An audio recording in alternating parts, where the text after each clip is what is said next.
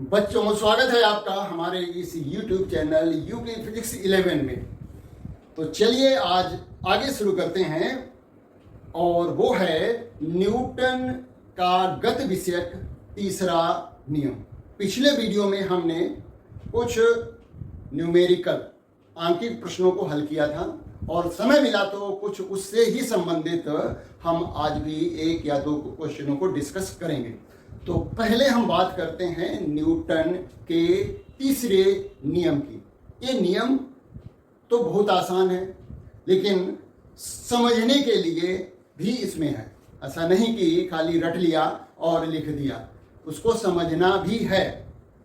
तो देखिए, न्यूटन का तीसरा नियम हमें ये बताता है कि प्रत्येक क्रिया के बराबर और विपरीत प्रतिक्रिया होती है। ये क्रिया और प्रतिक्रिया बल जो लगते हैं वो एक साथ लगते हैं। ऐसा नहीं कि पहले क्रिया हुई फिर भी उसकी प्रतिक्रिया हुई। ये जैसे ही क्रिया हुई ठीक उसी समय प्रतिक्रिया भी उत्पन्न हो जाती है, या कहें प्रतिक्रिया बल उत्पन्न हो जाता है।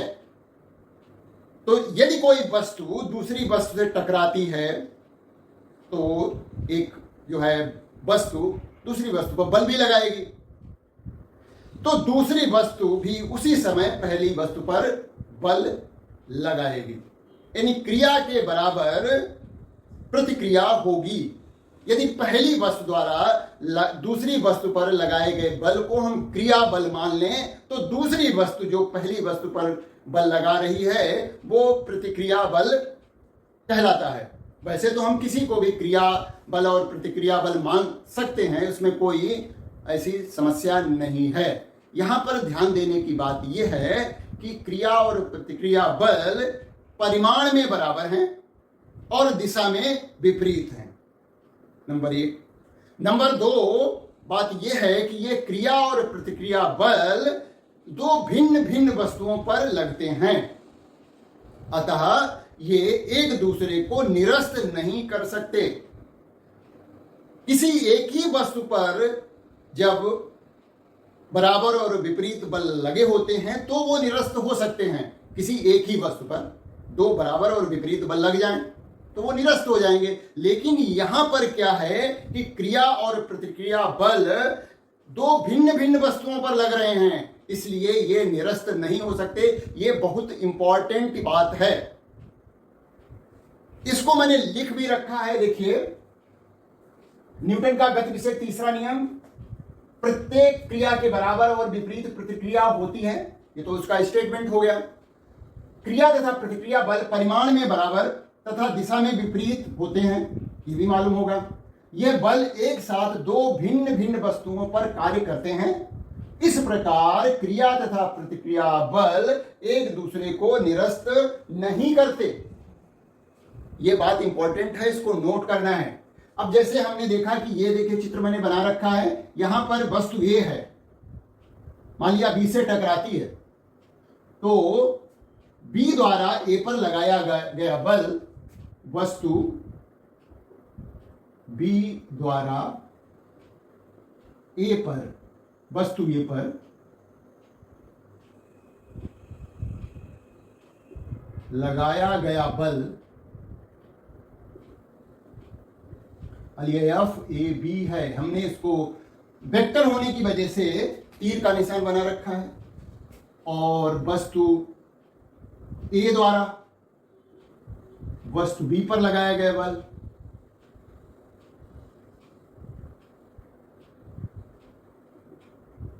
ये मान लिया जो है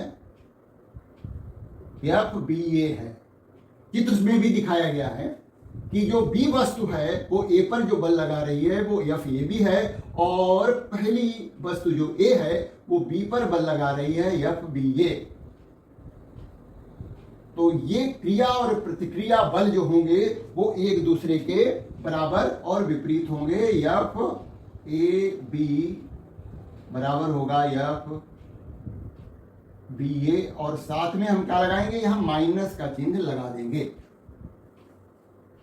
अब यहां पर क्या है कि हमें बहुत सारे उदाहरण समझने पड़ेंगे कि किस तरह से हम इन को इनकी व्याख्या कर सकते हैं कि जो हमारा तीसरा नियम है उसकी, है ना। क्योंकि देखिए दोनों बल मिलकर के, जैसे हम इसको जो इधर ले आए तो F A B plus F B A, दोनों वस्तुओं पर लगे बलों को जोड़ दें तब तो ये शून्य हो जाते हैं, ठीक है।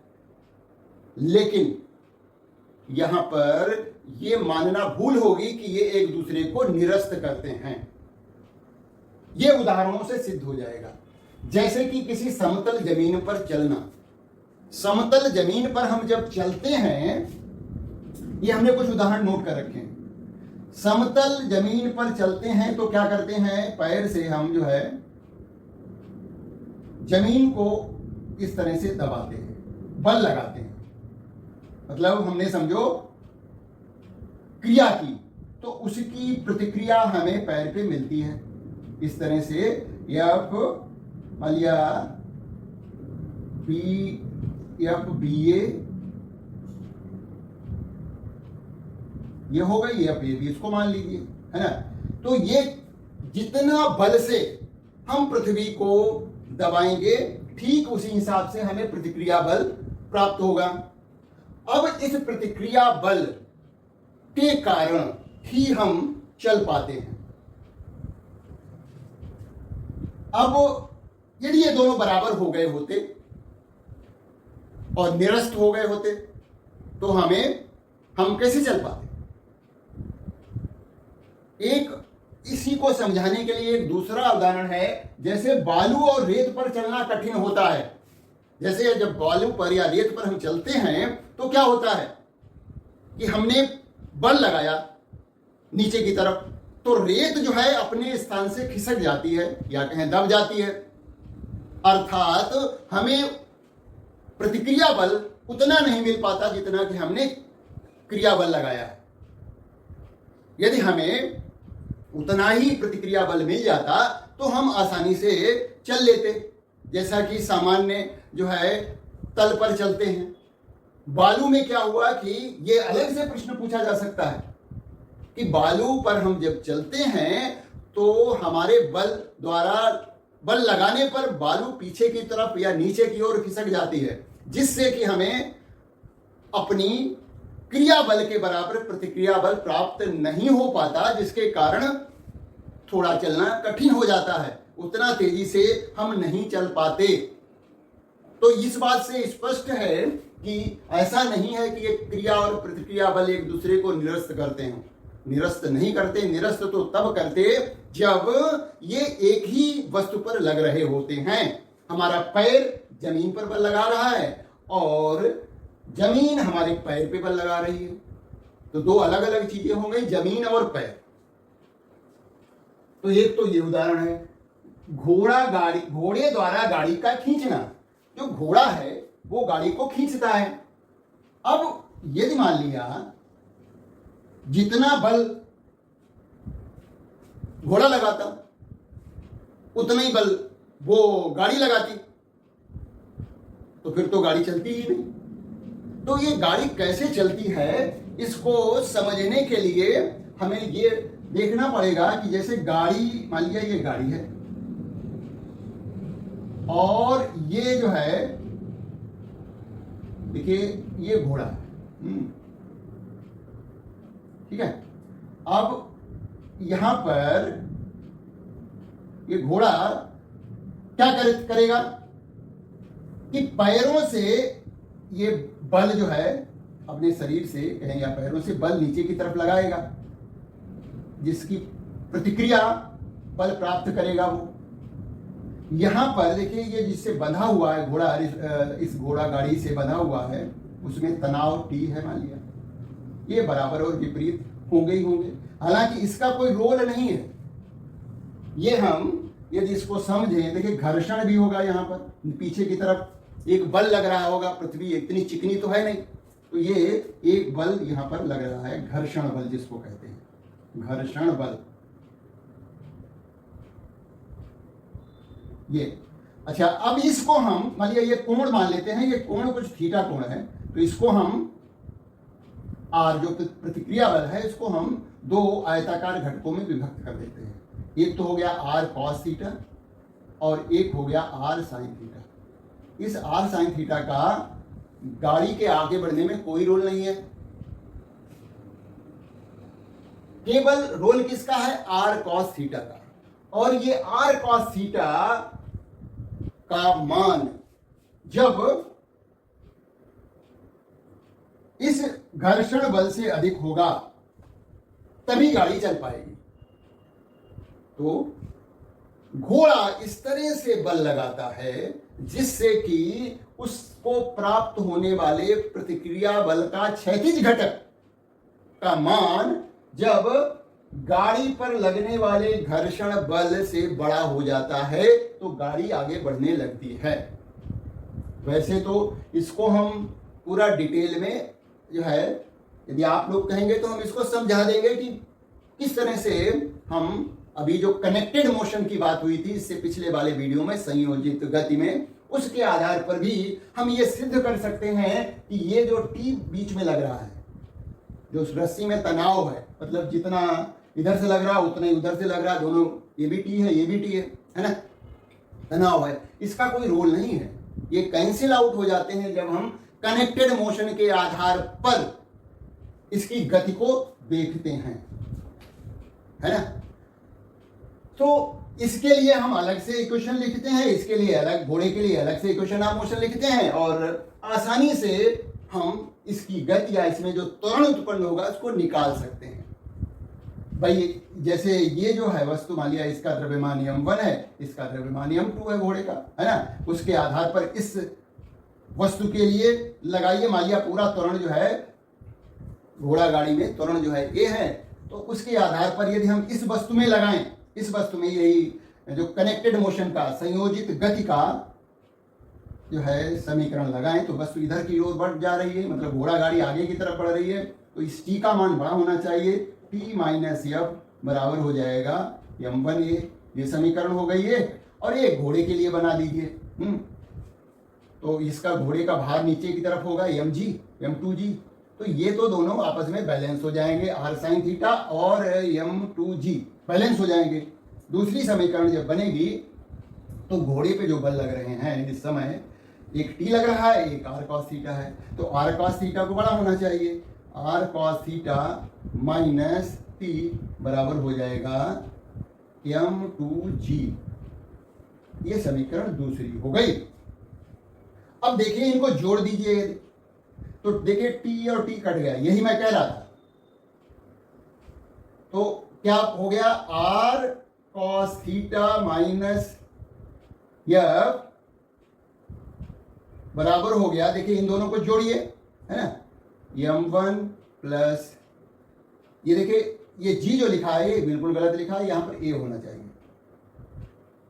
भाई g का मतलब क्या है, देखिए त्वरण इसमें जितना होगा घोड़े में उतना ही घोड़ा गाड़ी में होगा, तो m2a, तो m1a प्लस m2a। अब देखिए यहां पर इस तरफ जो हमें जो प्राप्त हो रहा है उसमें m1a और m2a में a कॉमन है, तो क्या हो जाएगा, a कॉमन ले लेंगे तो बनेगा m1 प्लस m2 बराबर हो गया r cos theta minus F. ठीक है, तो a बराबर हो जाएगा r cos theta minus F बटे m1 प्लस m2। देखिए इतना त्वरण उत्पन्न होगा घोड़ा गाड़ी में, तो यहां पर कहीं पर टी नहीं आ रहा है, टी नहीं आ रहा है, इसका मतलब जो क्रिया और जो जितना यहाँ पर जैसे घोड़ा गाड़ी बल लगा रही है, घोड़े पर घोड़ा जो है गाड़ी पे बल लगा रहा है, वही तो ये है, तो उसका तो कोई रोल ही नहीं है। तो रोल क्या इससे पता लग रहा है कि घोड़ा गाड़ी तभी आगे बढ़ेगी जब आर कॉस थीटा का मान एफ से, एफ क्या है, फ्रिक्शन है, घर्षण है, उससे ज्यादा होना चाहिए। आर कॉस थीटा का मान घर्षण बल से ज्यादा होना चाहिए। तो ये देखिए त्वरण का मान आ गया। तो इस तरह से ये बात स्पष्ट हो जाती है कि घोड़ा गाड़ी कैसे चलती है। यहां पर जो ये देखिए m1a, इसमें त्वरण उत्पन्न हुआ, उसके अकॉर्डिंग हमने लिखा गया है ना, ये त्वरण तो पूरे सिस्टम में उत्पन्न हो रहा, तो यहां पर भी ये ही होना चाहिए था। ये बात अब क्लियर हो गई होगी। देखिए आगे, ये आपने दीपावली में रॉकेट तो छोड़े ही होंगे। तो रॉकेट कैसे ऊपर जाता है? जैसे ही उसमें हम माचिस की तीली लगाते हैं तो बारूद जो है जलती है और तेजी से नीचे की तरफ निकलती है। तो उसी का प्रतिक्रिया बल रॉकेट पे लगता है, रॉकेट आगे जाता है। और जो वास्तविक रॉकेट होता है सेना का, वो भी इसी तरह से चलता है कि जिस तरह से गैसें जलती हुई बाहर जिस तेजी से निकलती हैं, उसी के हिसाब से रॉकेट को गति मिलती है। अच्छा, नाव से कूदना। जब हम नाव से कूदते हैं, नाव नदी के किनारे आ गई है, अब हमें कूदना है, तो हम क्या करते हैं, नाव पर एक बल लगाते हैं। तो ये हो गया क्रिया बल। जितना क्रिया बल लगाएंगे उसी के हिसाब से हमें नाव प्रतिक्रिया देगी। और जब हम कूदेंगे तो हमारे लगाए गए प्रतिक्रिया बल के कारण नाव पीछे की तरफ हटेगी। उसी तरह से जब बंदूक से फायर की जाती है तो गोली जो है बंदूक से बाहर निकलती है, तो गोली उस बंदूक पर प्रतिक्रिया बल लगाती है, जिससे कि बंदूक पीछे की ओर खिसकती है, गति करती है और फायर करने वाले व्यक्ति पर बल लगाती है। तो ये बहुत सारे उदाहरण हैं जिसमें कि क्रिया और प्रतिक्रिया बल जो है विभिन्न कार्य कर रहे हैं। तो उम्मीद है कि न्यूटन का ये तीसरा नियम और जो हमने कुछ उदाहरण समझाए हैं वो समझ में आए होंगे। अच्छा, आपको और भी उदाहरण मिलेंगे, है ना, किताबों में और भी उदाहरण हैं। अब सीधे प्रश्न पूछा जा सकता है और नहीं तो इन चीजों को कोई उदाहरण पूछा जा सकता है कि ऐसा क्यों हो रहा है ना। कैसे घोड़ा गाड़ी जो है घोड़ा जो है घोड़ा गाड़ी को खींचता है, या हम कैसे फर्श पर चलते हैं, बालू पर चलना क्यों कठिन है ना। तो ये सब बातें जो हैं इसी न्यूटन के तीसरे नियम से हम समझ सकते हैं, है ना। अब हम बात करते हैं अगला टॉपिक जो है आवेग की। तो आवेग क्या होता है, ये आवेगी बल क्या होते हैं, इसको समझते हैं। पहली बात है, मैंने लिख रखा है, देखिए बोर्ड पे नोट कर रखा है, और ये सब समय बचाने के लिए है कि कम से कम में ज्यादा से ज्यादा कवर किया जा सके। देखिए, आवेगी बल वो बल होते हैं जो अत्यंत सूक्ष्म समय के लिए लगते हैं। अत्यंत सूक्ष्म समय के लिए लगने वाले बलों को हम आवेगी बल कहते हैं। उदाहरण के लिए, जब कोई बॉल गेंद जो है बल्ले से टकराती है तो टकराने का समय तो बहुत कम होगा, तो गेंद जो है बल्ले पर बल लगाएगी, तो वो जो गेंद द्वारा बल्ले पर लगाया गया बल है वही आवेगी बल है। या फिर हम जो है किसी फर्श पर कूदते हैं, तो जैसे ही हम कूद करके फर्श पे आते हैं तो तुरंत हम स्थिर अवस्था में आ जाते हैं। तो एक क्षण के लिए हमारे पैरों पर कूदने के तुरंत समय, कूदते समय बल लगता है, वो जो है क्या है, आवेगी बल है। तो इस तरह से बहुत सूक्ष्म समय के लिए जो बल लगते हैं वो आवेगी बल होते हैं। और अधिकतर केसेस में आवेगी बल का मान निश्चित नहीं होता है। लगातार जितने समय के लिए लग रहा है, तो ऐसा नहीं है कि पूरे समय एक जैसा लगा हो। जैसे जब गेंद बल्ले से टकराने जा रही होती है, टकराती है, तुरंत जो है बल कम लगता है, फिर धीरे धीरे एकदम वो जो समय का मान है तो बहुत सूक्ष्म, लेकिन उतने ही सूक्ष्म समय में जो बल लग रहा है, आवेगी बल लग रहा है, वो परिवर्ती है, समान नहीं है। तो वो परिवर्ती बल है, शुरुआत में कम, फिर बीच में थोड़ा ज्यादा हुआ और फिर कम हो गया। इस तरह से जो है आवेगी बल जो है सूक्ष्म समय के लिए लगते हैं, लेकिन इनका मान जो होता है वो फिक्स्ड नहीं होता, नियत नहीं होता, परिवर्ती होता है, शुरू में कम, फिर ज्यादा, फिर कम, इस तरह से परिवर्तित होता है। इसलिए हम इन बलों को का औसत मान लेते हैं। तो इसी से संबंधित एक राशि है जिसको हम आवेग या इंपल्स कहते हैं। तो इम्पल्स की गणना कैसे की जाती है? किसी बल का जो आवेग है उसकी गणना करने के लिए हम औसत बल तथा जितने समय के लिए वो बल वस्तु पर लगा उन दोनों की गुणा करें तो हमें बल का आवेग या सिंपल कहें आवेग प्राप्त होता है। जैसा कि मैंने बताया कि ये बल स्थिर नहीं है, इसलिए हमने क्या लिया? बल का औसत मान ले लिया। इस औसत बल की गुणा करें किससे? जितने समय तक वो बल लगा, तो हमें आवेग का मान प्राप्त हो जाएगा। आवेग इंपल्स किसी वस्तु पर लगने वाले औसत बल तथा समय अंतराल जितने समय तक वह बल क्रियाशील रहा हो के गुणनफल को आवेग कहते हैं। आवेग बराबर है औसत बल गुणा समय अंतराल। इसको आई या जे से प्रदर्शित करते हैं और ये बल औसत बल गुणा डेल्टा टी सूक्ष्म समय।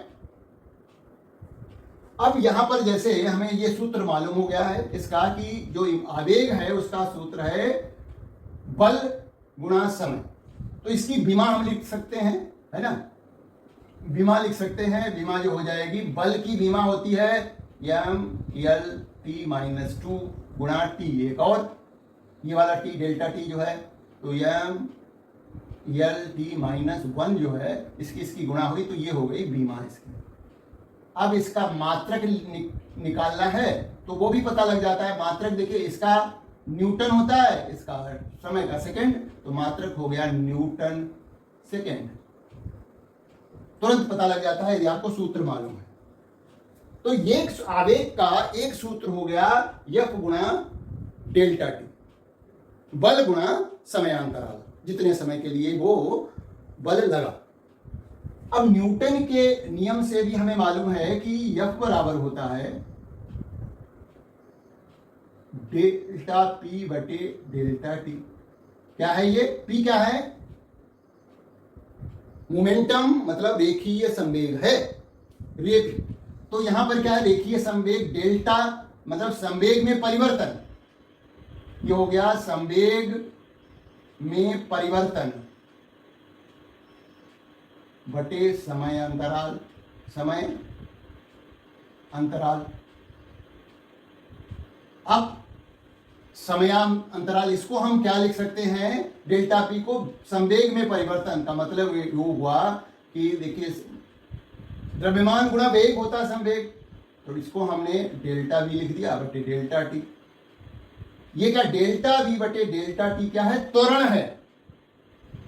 तो त्वरण को हम कैसे परिभाषित करते हैं? ये है वेग में परिवर्तन, अंतिम वेग माइनस प्रारंभिक वेग बटे डेल्टा टी। डेल्टा टी को इधर ले आओ तो एफ गुणा डेल्टा टी बराबर हो गया, ब्रैकेट खोल दो, M B minus M U. F गुणा डेल्टा टी क्या होता है? आवेग होता है। और ये क्या है? अंतिम संवेग माइनस प्रारंभिक संवेग, रेखीय संवेग है ना। तो ये हो गया संवेग परिवर्तन।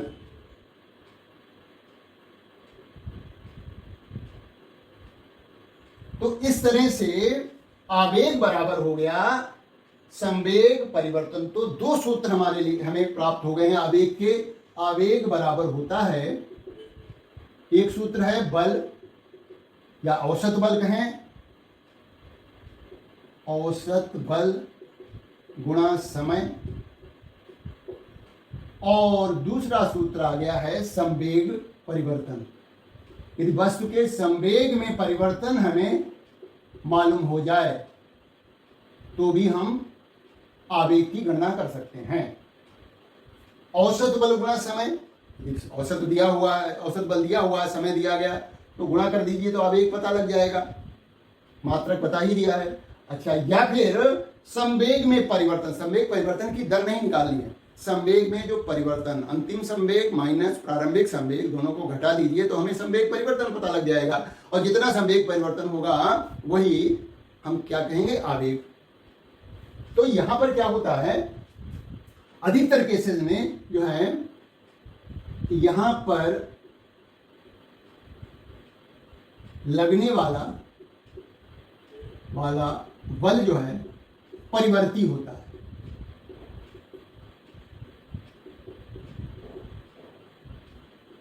अतः यदि हम बल तथा समय के बीच ग्राफ खींचें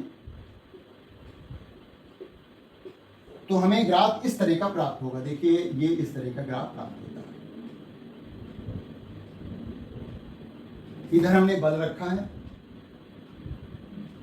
और इधर समय रखा है।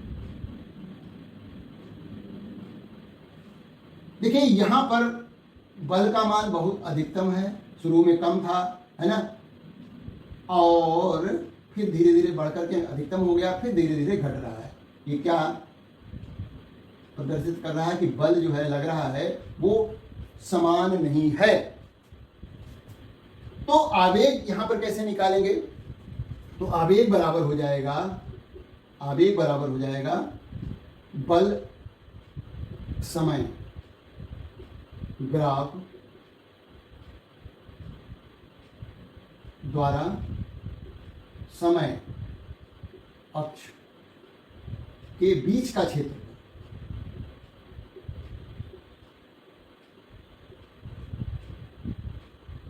अब ये कोई विशेष आकृति स्पेशल तो नहीं बन रही है, आयत बन नहीं बन रहा, वर्ग नहीं बन रहा, वृत्त नहीं बन रहा है, तो सूत्र तो लगा नहीं सकते।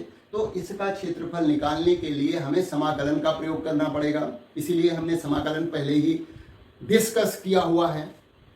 तो यहां पर देखिए, एक हमने पतली स्ट्रिप ले ली, इससे इस बिंदु से संबंधित बल का मान F है मान लिया, और ये इस पतली पट्टी की चौड़ाई जो है वो डेल्टा टी है, क्योंकि ये लंबाई हो गई या ऊंचाई हो गई, वो तो बल हो गया, और ये डेल्टा टी समयांतराल हो गया। तो सूक्ष्म समय डेल्टा टी में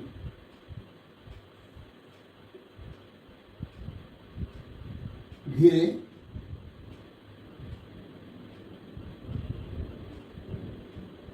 घिरी पट्टी का क्षेत्र लंबाई गुणा चौड़ाई, और इसी को हम आवेग कहेंगे, और ये होगा डेल्टा जे या डेल्टा आई, सूक्ष्म थोड़ा, है ना, पूरा नहीं निकालना है अभी। तो ये हो जाएगा F इंटू डेल्टा टी। इस पट्टी का क्षेत्रफल क्या हो गया? ऊंचाई गुणा चौड़ाई। यदि डेल्टा टी अत्यंत सूक्ष्म है तो हम इसको कैसे लिख लेंगे? डी जे बराबर हो जाएगा F डी टी। तो कुल आवेग कैसे निकले? ये हमारा सूक्ष्म आवेग निकला है, सूक्ष्म आवेग। सूक्ष्म समय में इस जो पट्टी का क्षेत्रफल बना वही तो आवेग है, क्योंकि आवेग क्या होता है? बल गुणा समयांतराल, है ना। अब हम 0 से टी समय, यहां से यहां तक पूरे का क्षेत्रफल निकालना है। तो हमें क्या करना पड़ेगा? ये जो हमें एक समीकरण प्राप्त हुई है, इसका समाकलन करना पड़ेगा। तो हमें इस पूरे जो है घिरे क्षेत्रफल का मान प्राप्त हो जाएगा। 0 से टी समय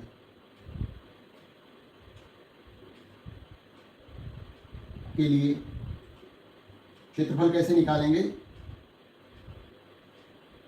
इसका क्या करेंगे? समाकलन करेंगे, दोनों तरफ समाकलन कर देंगे, इधर dj और इधर 0 से t f dt। तो j बराबर आ जाएगा 0 से t f dt।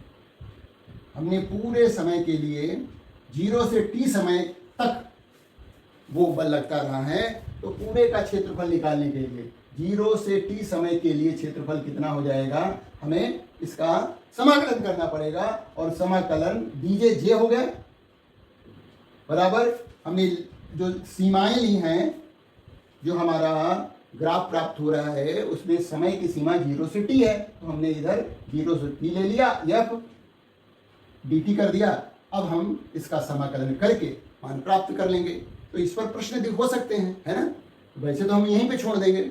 मेन बात यह है कि आवेग के दो सूत्र हैं हमारे पास। एक तो है औसत बल गुणा समय, दूसरा है संवेग में परिवर्तन। तो संवेग में वस्तु के संवेग में जो परिवर्तन होता है वो भी आवेग के बराबर होता है, या फिर वस्तु पर जो औसत बल लग रहा है और जितने समय के लिए लग रहा है उसकी गुणा करके हम ज्ञात कर सकते हैं। और आगे की बात करें तो फिर जो है इस तरह से यदि कोई ऐसा एक्सप्रेशन दिया गया है बल का जो समय पर निर्भर कर रहा है, तो हमें समय के सापेक्ष इसका समाकलन करना पड़ेगा और उस दिए गए समयांतराल में कितना आवेग होगा वो हम निकाल सकते हैं। अब आगे बढ़ते हैं और बात करते हैं एक बहुत ही आसान और इम्पॉर्टेंट बात की, कि जब कोई व्यक्ति लिफ्ट में होता है तो उसका भार जो है कुछ और होता है, और का मतलब आभासी भार उसे प्रतीत होता है विभिन्न स्थितियों में। तो उसकी बात करते हैं।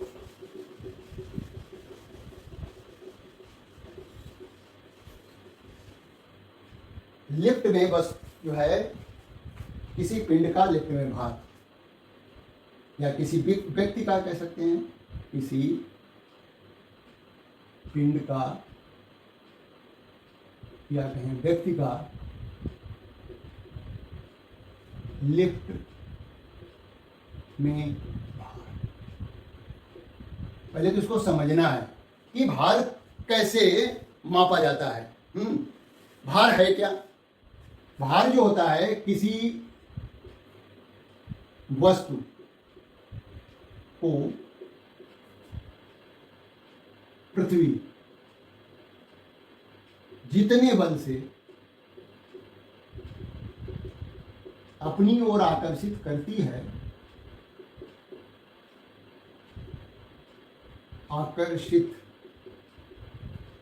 है उसे, या कहें उस बल को वस्तु का भार कहते हैं। ये भार की परिभाषा है। यानी W बराबर होता है m गुणा, वैसे तो बल बराबर क्या होता है, बल F बराबर होता है m a, है ना। A का मान यहाँ पर क्या है, G है, गुरुत्वीय त्वरण है। तो W किसी वस्तु का भार W बराबर mg होता है, ठीक है। अच्छा, अब कोई वस्तु या कोई व्यक्ति अपना भार लेना चाहता है तो वो भार लेने वाली मशीन पर खड़ा होगा और वो अपने शरीर के भार के कारण उस मशीन पर बल आरोपित करेगा, और तो मशीन भी उतना ही प्रतिक्रिया बल लगाएगी। तो जो मशीन प्रतिक्रिया बल लगाएगी वो मशीन में शो हो जाएगा, दिख जाएगा। तो मशीन द्वारा जो प्रतिक्रिया बल लगेगा मनुष्य पर, व्यक्ति पर, वही भार होगा। और वो जो है वास्तविक भी हो सकता है और आभासी भी हो सकता है ना। वास्तविक भार तो ये है, और मशीन क्या प्रदर्शित करती है, ये कभी कभी तो इतना ही होगा, कभी अलग भी हो सकता है। तो जब इसको लिख देते हैं, जब कोई व्यक्ति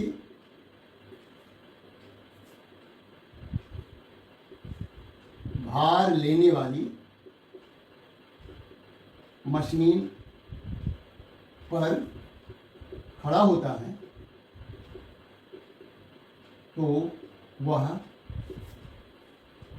मशीन पर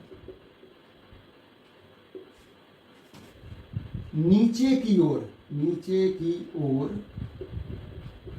अपने भार के बराबर बल लगाता है।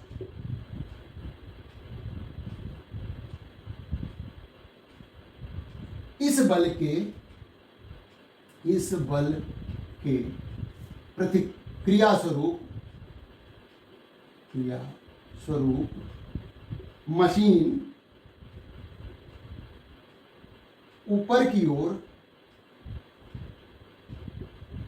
प्रतिक्रिया बल लगाती है,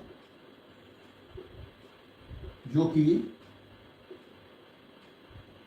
मशीन में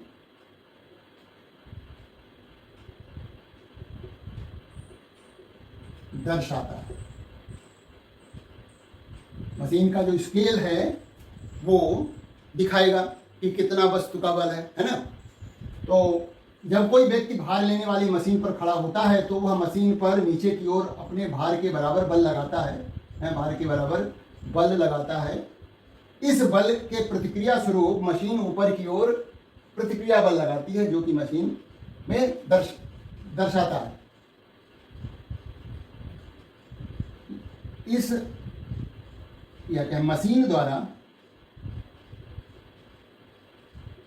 दर्शाए गए प्रतिक्रिया बल को मनुष्य व्यक्ति का आभासी भार कहते हैं।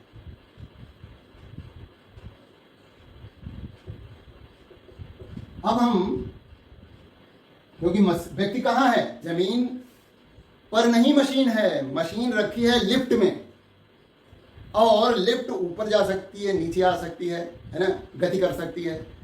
यदि वो जमीन पे रखी हो मशीन तो कोई प्रॉब्लम नहीं है, जितना वस्तु का भार होगा वही भार जो है मशीन भी प्रदर्शित करेगी, यानी प्रतिक्रिया बल भी उतना ही होगा। अर्थात वस्तु का वास्तविक भार और मशीन द्वारा दिखाया गया भार या कहें आभासी भार जो दिखा रही है मशीन, वो दोनों बराबर होंगे। मशीन द्वारा दिखाया गया भार और मनुष्य का आभासी भार बराबर होगा यदि मशीन जमीन पर रखी हुई है स्थिर अवस्था। अब हम यहां पर केस जो ले रहे हैं वो ले रहे हैं कि ये जो लिफ्ट है, पहले तो स्थिर अवस्था में ले रहे हैं, 5 केस लेंगे अलग अलग, है ना।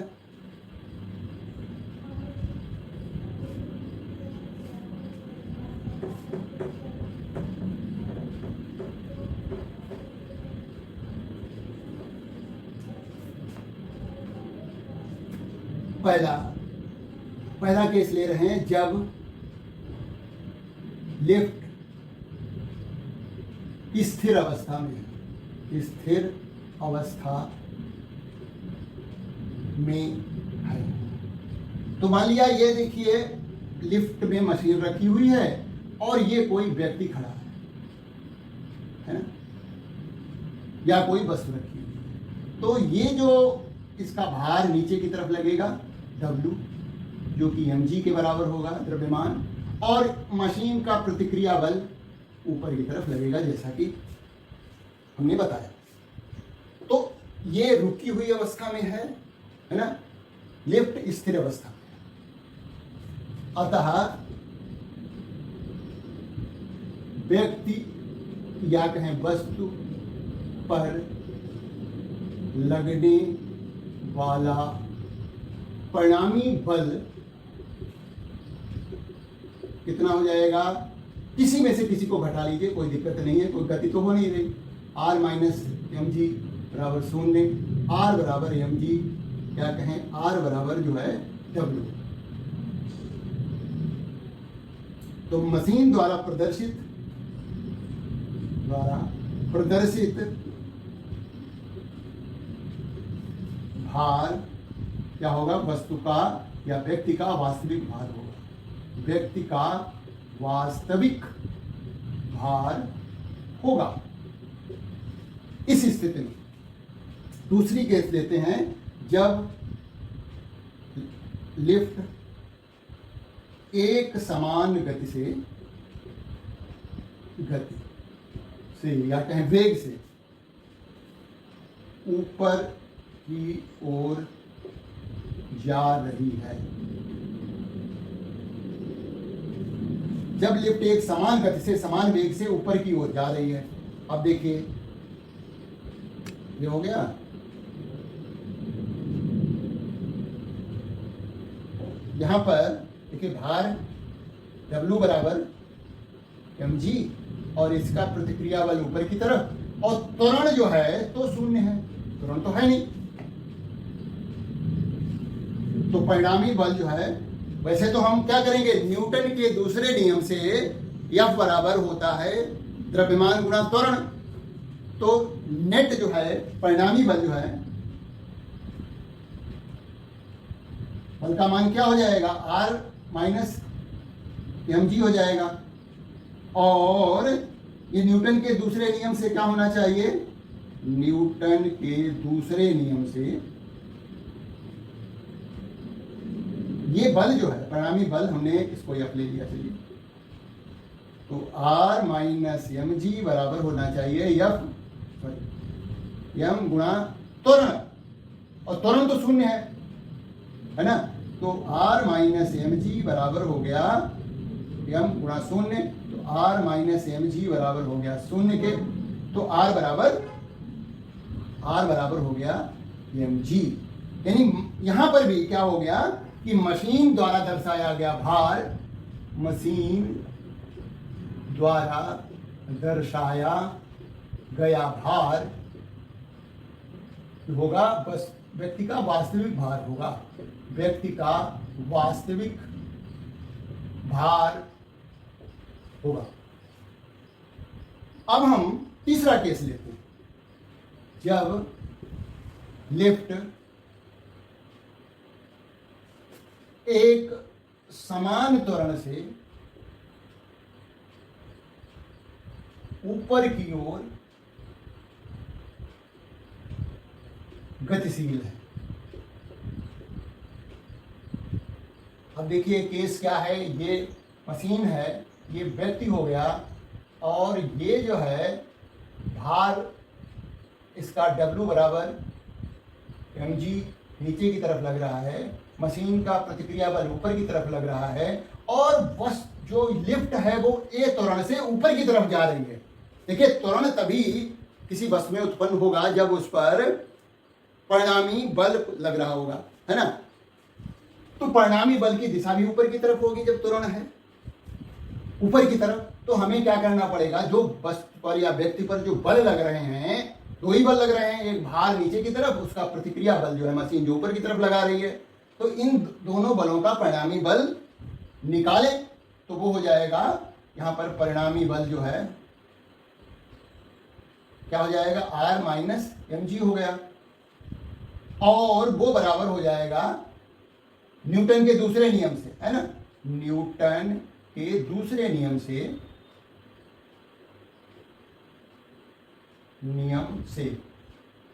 ये क्या हो जाएगा, ये होगा परिणामी बल बराबर होगा द्रव्यमान गुणा त्वरण, तो R माइनस mg बराबर हो जाएगा m गुणा a, क्योंकि ये त्वरण से जा रही है, तो R बराबर हो गया mg प्लस ma।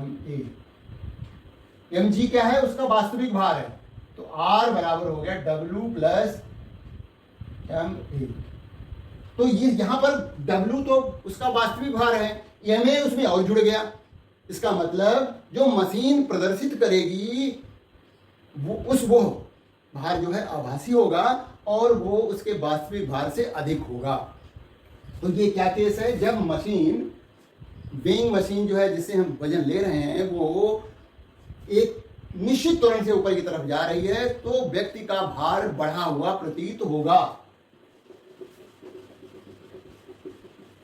तो इससे क्या प्रदर्शित हो रहा है, यहां पर लिखेंगे R बड़ा है W से, क्योंकि भाई बराबर तो है नहीं, W प्लस इतना है, यानी मशीन द्वारा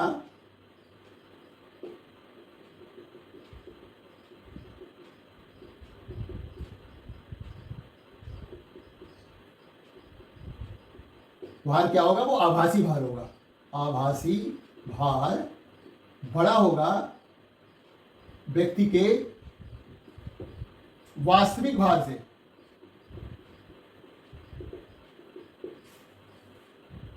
अब जो है चौथा केस लेते हैं, जब वस्तु त्वरण ए से नीचे की ओर जा रही है, और वस्तु कहाँ है, व्यक्ति कहाँ है, लिफ्ट में है, या लिख देते हैं जब लिफ्ट एक समान त्वरण से नीचे की ओर गति कर रही है, नीचे की ओर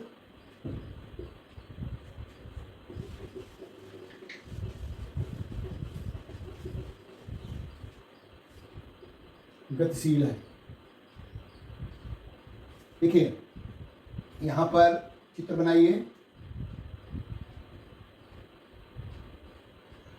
आपको इसका भार W बराबर mg नीचे की तरफ लग रहा है, प्रतिक्रिया बल ऊपर की तरफ लग रहा है और पूरा सिस्टम व्यक्ति सहित A त्वरण से नीचे की तरफ जा रहा है।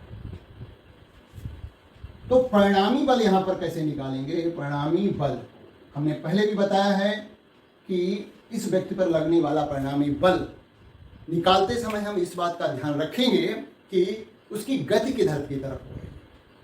जिस तरफ को गति हो रही होगी उस तरफ लगने वाले बल में से दूसरी तरफ की ओर लगने वाले बल को घटाएंगे। तो बल तो ये लग रहे हैं mg नीचे की तरफ लग रहा है और वस्तु नीचे की तरफ जा रही है, पूरा सिस्टम नीचे की तरफ जा रहा है। ऊपर की तरफ r है, क्योंकि अब हम mg माइनस r करेंगे। क्यों करेंगे? क्योंकि ये पूरा सिस्टम नीचे की तरफ जा रहा है, तो नीचे वाला बल हमें बड़ा लेना पड़ेगा। बराबर हो जाएगा द्रव्यमान गुणा त्वरण। यदि हम इसको r को उधर भेज दें तो ये हो जाएगा mg माइनस ma बराबर हो गया r, यानी r बराबर हो गया mg माइनस ma, तो r बराबर हो गया w mgw माइनस ma। देखिए वास्तविक भार में से कुछ घट रहा है, तो आभासी भार जो है यहाँ पर जो मशीन शो कर रही है, आभासी भार छोटा है, कम है, लेस देन वास्तविक भार। वास्तविक भार। तो जब कोई लिफ्ट जो है एक किसी निश्चित त्वरण से नीचे की तरफ जाएगी तो वस्तु को, व्यक्ति को अपना भार कम प्रतीत होगा। तो आभासी भार जो है वो कम होगा वास्तविक भार से।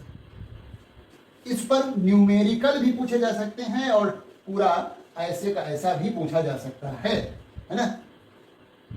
अब तीसरा वो पांचवा केस और लेते हैं, जब लिफ्ट स्वतंत्र रूप से नीचे की ओर गिर रही है। मतलब यहां पर त्वरण जो है, त्वरण A बराबर जो है वो G के बराबर है। इस केस में लिफ्ट स्वतंत्रता पूर्वक नीचे गिर रही है, इसका मतलब त्वरण जो है वस्तु में G यानी गुरुत्वीय त्वरण के बराबर है। ऐसा है कि व्यक्ति खड़ा है, ये उसका भार W बराबर mg है, प्रतिक्रिया बल ऊपर की तरफ लग रहा है और वस्तु नीचे की तरफ, पूरा सिस्टम नीचे की तरफ जा रहा है और A बराबर G के है। A बराबर G है यहाँ पर। तो देखिए यहाँ पर भी परिणामी बल जो है, बल mg माइनस r, और वैसे तो हम क्या लिखते थे, ma लिखते थे, लेकिन अब की बार हम लिखेंगे mg माइनस a की जगह पर क्या लिख देंगे, त्वरण A बराबर G है, तो R बराबर हो जाएगा mg माइनस mg। तो R बराबर हो गया 0। वस्तु का आभासी भार जो है या व्यक्ति का आभासी भार 0 हो गया। इसको कहेंगे भारहीनता की स्थिति उत्पन्न होगी, स्थिति उत्पन्न हो जाएगी। यानी कोई लिफ्ट यदि स्वतंत्रता पूर्वक नीचे की ओर गिर रही है और व्यक्ति उसमें बैठा है, लिफ्ट के वो उसके अंदर वेइंग मशीन है, भार लेने वाली मशीन है, उस पर खड़ा है, तो उसे अपना भार 0 प्रतीत होगा। मशीन उसका भार 0 दिखाएगी, क्योंकि मशीन और पूरी लिफ्ट स्वतंत्रता पूर्वक नीचे गिर रही है। ये भारहीनता की स्थिति है। यही भारहीनता की स्थिति जो है, जब कोई व्यक्ति स्पेस में जाता है, सैटेलाइट के अंदर होता है, तो वहां भी यही स्थिति उत्पन्न होती है। तो इस तरह से विभिन्न स्थितियों में हमने देखा कि यदि व्यक्ति लिफ्ट के अंदर है तो उसका आभासी भार अलग अलग प्रतीत हो सकता है। तो इस पर प्रश्न भी पूछे जा सकते हैं, न्यूमेरिकल भी आ सकते हैं और वैसे भी डिस्कस करने को ये आ सकता है। जल्दी से एक क्वेश्चन हम संयोजित मोशन का डिस्कस करते हैं।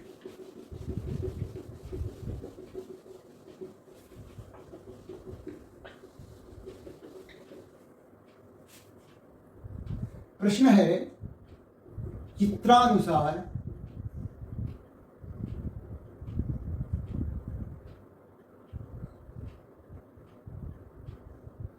किसी मेज, क्या कहें, घर्षण रहित मेज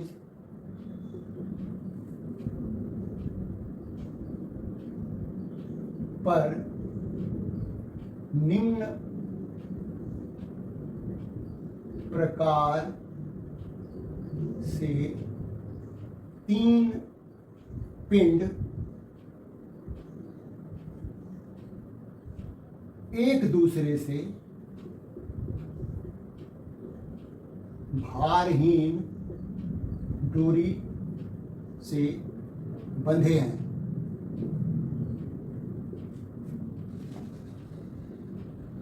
तथा डोरी जो है 2 घिरनियों के ऊपर से गुजर रही है।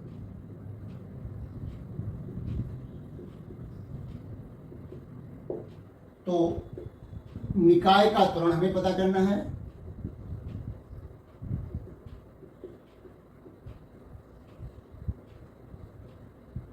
और दूसरा पता करना है रस, जो डोरी है, डोरी के तनाव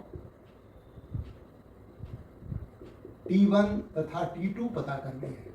चित्र देखिए हम बनाते हैं। चित्र ये है, ये कोई मेज है।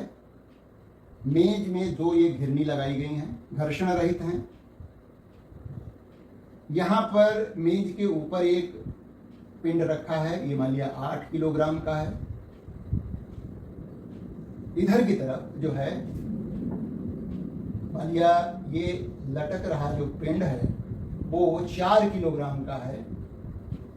ये वाला है ना, ये मेज है, 4 किलोग्राम का ये है, 4 किलोग्राम का है।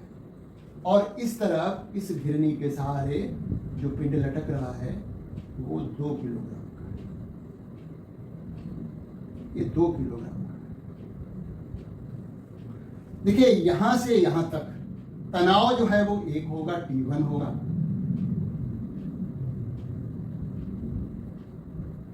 और इस तरफ ये दूसरी डोरी है, तो यहां पर जो तनाव होगा वो अलग होगा, क्योंकि ये अलग से डोरी है।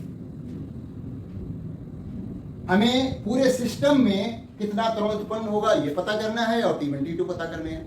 तो देखिए देख करके हमें पता लग रहा है कि ये पूरा सिस्टम इधर की तरफ जा सकता है। ये ऊपर की तरफ जाएगा ये त्वरण से, ये नीचे की तरफ आ रहा है, क्योंकि ये देखिए 4 किलोग्राम का है, ये 2 किलोग्राम का है। ये पहले से डिसाइड कर लेना पड़ता है। अब देखिए यहां पर जो बल लग रहा होगा, जो इसका भार होगा वो क्या होगा, जी का मान क्या है, 10 मीटर पर सेकेंड का वर्ग है, इतना। तो इसका भार जो हो जाएगा 2 गुणा 10 यानी 20 न्यूटन इधर लग रहा होगा। इसी तरह से यहां पर जो इसका भार होगा 4 गुणा 10 यानी 40 न्यूटन का इधर लग रहा है। अब इन तीनों के लिए यदि मान लिया ये W, इसको हम M1 मान लेते हैं, इसको M2 मान लेते हैं, इसको M3 मान लेते हैं। ये क्या है, M3 है मान लिया। M1, M2, M3 तीनों के लिए अलग अलग समीकरण बनाएंगे और फिर हल कर देंगे। तो M1 के लिए देखिए पहले, क्योंकि ये ऊपर की तरफ जा रहा है पिंड M1 के लिए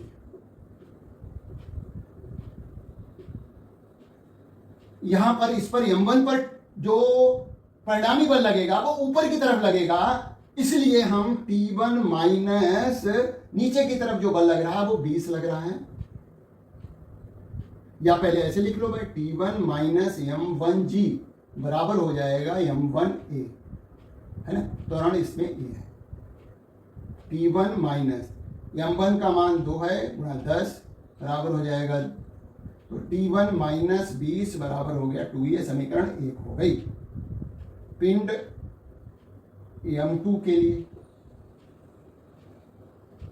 देखिए, ये पिंड नीचे की तरफ जा रहा है, नीचे की तरफ जा रहा है, तो नीचे की तरफ लगने वाला बल बड़ा लेना पड़ेगा, यानी हमारा लिखेंगे M2G नीचे की तरफ लग रहा है, बाहर जो है, माइनस ऊपर की तरफ जो लग रहा है तनाव T2 है, बराबर हो जाएगा M2 इंटू A। वैल्यू रखिए 4 गुणा 10 माइनस T2 बराबर हो जाएगा 4 गुणा A। तो इस तरह से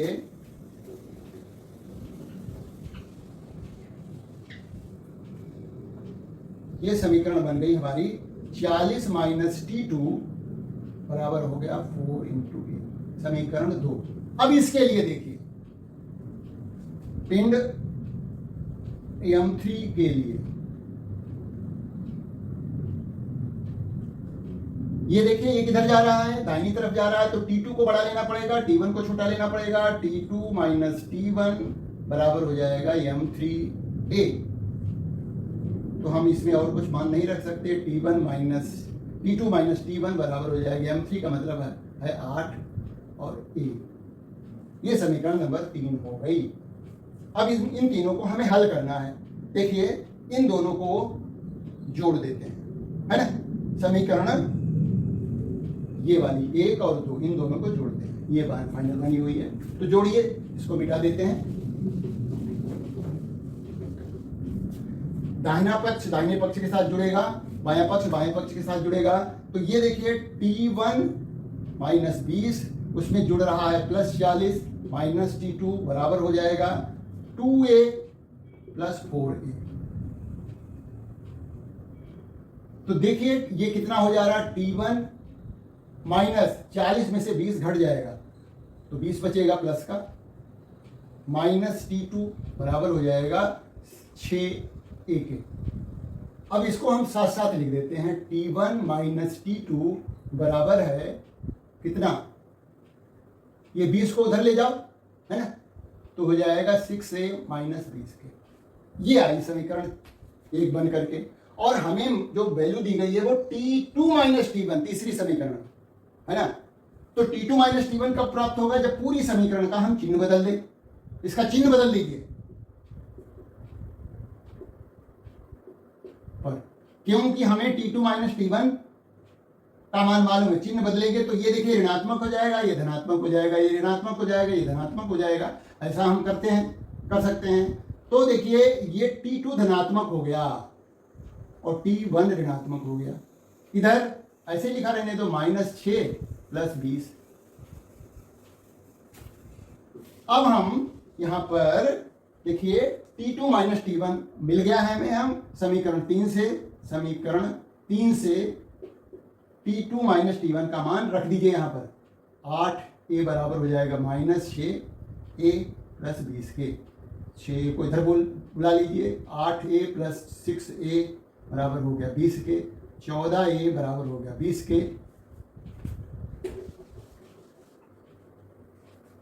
तो हमारा क्या हो गया, 14A, तो A बराबर हो गया 20/14। तो 20 काट दीजिए, 2 दशमलव 2। तो ना जो A का मान आ गया 10/7 मीटर प्रति सेकेंड। अब इन जो समीकरणें हैं हमारी अलग अलग, उनमें मान रख दीजिए, तो T1 T2 पता लग जाएंगे। तो हमारी देखिए समीकरण जो दूसरी थी वो थी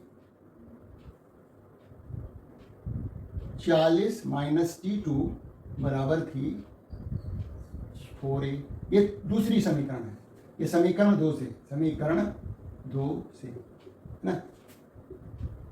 तो 40 माइनस T2 बराबर हो गया 4 गुणा 10 बटे ये त्वरण का मान। तो 40 माइनस 40, देखिए अब हम क्या कर रहे हैं, इसको इधर ला रहे हैं, 40/7, 40/7 बराबर हो गया T2 के।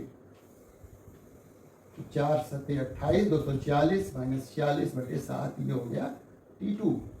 तो T2 का मान हो जाएगा 240/7 बराबर हो गया T2।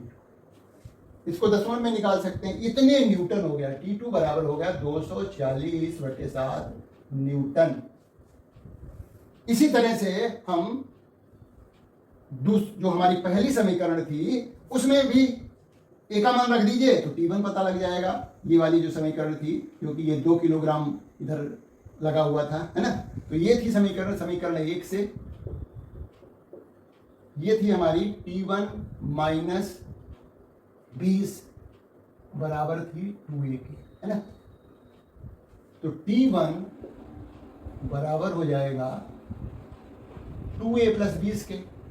तो 2 गुणा 10/7 जो ये मान आया प्लस 20 के, तो ये हो गया हमारा 20/7 प्लस 20 के।